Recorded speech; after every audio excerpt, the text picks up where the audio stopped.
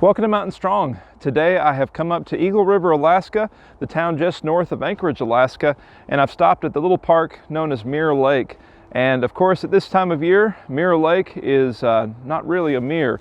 Looking back at the lake here, I can see that it's covered with a layer of snow, just totally frozen over at this point.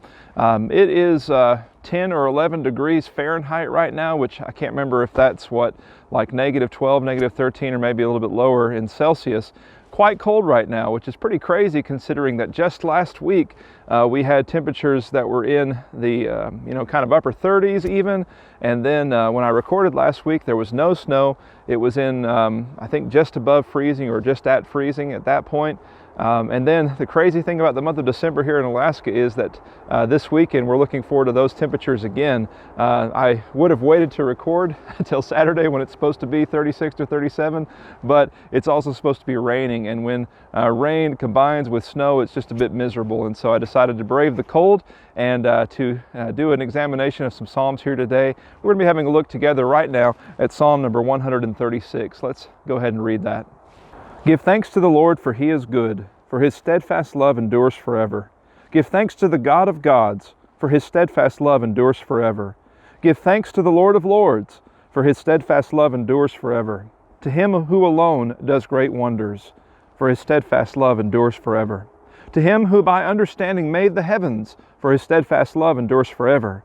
To Him who spread out the earth above the waters, for His steadfast love endures forever. To Him who made the great lights, for His steadfast love endures forever. The sun to rule over the day, for His steadfast love endures forever. The moon and stars to rule over the night, for His steadfast love endures forever. To Him who struck down the firstborn of Egypt, for His steadfast love endures forever, and brought Israel out from among them, for His steadfast love endures forever. With a strong hand and an outstretched arm, for His steadfast love endures forever. To Him who divided the Red Sea in two, for His steadfast love endures forever, and made Israel pass through the midst of it, for His steadfast love endures forever, but overthrew Pharaoh and his host in the Red Sea, for His steadfast love endures forever. To Him who led His people through the wilderness, for His steadfast love endures forever. To Him who struck down great kings, for His steadfast love endures forever, and killed mighty kings, for His steadfast love endures forever. Sihon, king of the Amorites, for His steadfast love endures forever, and Og, king of Bashan, for His steadfast love endures forever, and gave their land as a heritage, for His steadfast love endures forever, a heritage to Israel His servant, for His steadfast love endures forever. It is He who remembered us in our low estate, for His steadfast love endures forever, and rescued us from our foes, for His steadfast love endures forever. He who gives food to all flesh, for His steadfast love endures forever.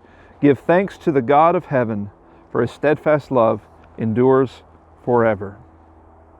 You might have read that psalm before, but perhaps hearing it now, you're not going to forget that phrase, for His steadfast love endures forever. And really, I have no ability to do it justice. First of all, any translation that we have is making that second portion, the repeated portion of each line, longer than what it would have originally been. And I was reading and they were saying that it's probably designed to be a response of the audience to the teaching of the psalm. And so maybe there's a leader, a sort of call and response that sometimes happens in our hymns, very rarely, but occasionally, who saved us from eternal loss, who but God's Son upon the cross. But the second portion is the repeated portion. So we don't obviously have anybody there to do that with me, but then too, don't have that speed that perhaps is happening in the Hebrew. At the same time, a very important point to be driven home to us, the fact that the steadfast love of God endures forever. So what's happening here in this psalm, in case you couldn't quite catch it because of that repeated phrase? Well, it is a psalm of thanksgiving, and I was reading about the word give thanks here, and how incorporated into the idea of thanksgiving is not merely an expression of gratitude, but actually a confession. And so it's a statement of what has happened. God has done these things, and in these things He has demonstrated several things about Himself. And so it's a psalm of thanksgiving and a psalm of confession because of the goodness of God, as it says in verse 1, because of His majesty and His sovereignty. In verses 2 and 3, it describes Him as being the God of gods, Lord of lords, and then at the close of the psalm in verse 26, the God of heaven. And so the God of all Elohim, mighty ones, the Lord of all lords, of all masters, of all rulers. He is the Lord. And then of the entire heavenly realm, the greatest realm in the exposure of mankind, God is the God of even that. And so He is a God of goodness, verse 1, a God of majesty, verses 2 and 3 and 26. And He's also a God, as this psalm repeats to us over and over again, a God of eternal mercy. A God who has, as one translator put it, Arthur Green, a free-flowing love that knows no bounds. And I like that as an expression of what mercy is, because as you're reading through this psalm and you see His steadfast love enduring forever, His mercy, His help to the helpless, as you see that exhibited in these statements, you're not always associating it with mercy, which again, mercy is the more, if you're reading King James, New King James, you're going to see mercy. You're seeing steadfast love in the English Standard Version, and again, it's a complicated word, but you're looking at this, and whether it's love or whether it's mercy, you're not necessarily always seeing the connection until you realize that what this is obviously, one, a display of what God has done creatively in terms of His power, but then two, what He has done miraculously for His people and in defense of His people. And so, how was God merciful, or how did God exhibit His steadfast love? He exhibited His mercy, His steadfast love, first of all in creation, as it says in verses 4 through 8. He exhibited them in deliverance from the Egyptians in verses 10 through 15. He exhibited them in His guidance over the wilderness wanderings, verse 16.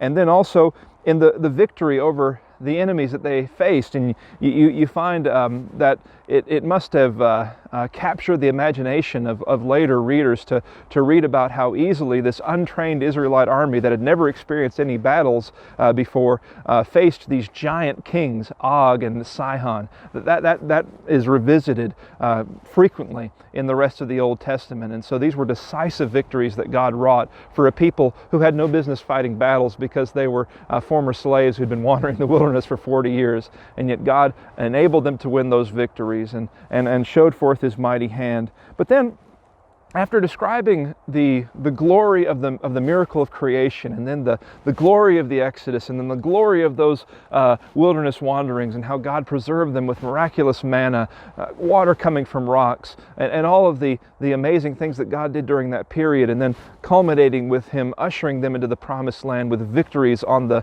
Transjordan. When you look at the amazing things that He describes, and then the psalm concludes with the sort of the mundane realities of life, you're caused to stop and think, or at least I was. You see, in verses 23 through 25, His steadfast love is exhibited by remembering us in our low estate, rescuing us from our foes, and giving food to all flesh. Well, there's nothing really profound or miraculous about that. And I think that therein lies the beauty of this psalm. This psalm forces us, by associating the majesty of God's creative power and the miracles that He wrought in delivering His people and the great victories He worked through His people, He associates all of that with sort of the mundane experience of life. And until we view God from the standpoint of both the miraculous and the mundane, in other words, until we view God as being able to do this, but also take care of this, then He's not going to be a comfort to us really in everyday life, because that doesn't happen all the time.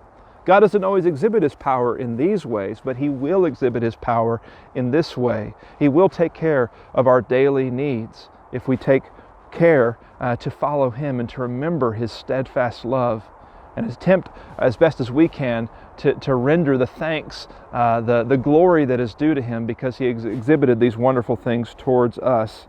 And so if we want to obtain the steadfast love of the Lord, or the mercy, as some versions say, of the Lord, if we don't obtain that mercy, then we've got to allow God to be the God of everything. Not just those miraculous moments in the Bible, but the everyday moments in our walk with Him. If we keep God in all of our moments, then we will find that His steadfast love endures forever. Every moment can be a moment made better by our God. May God bless you today.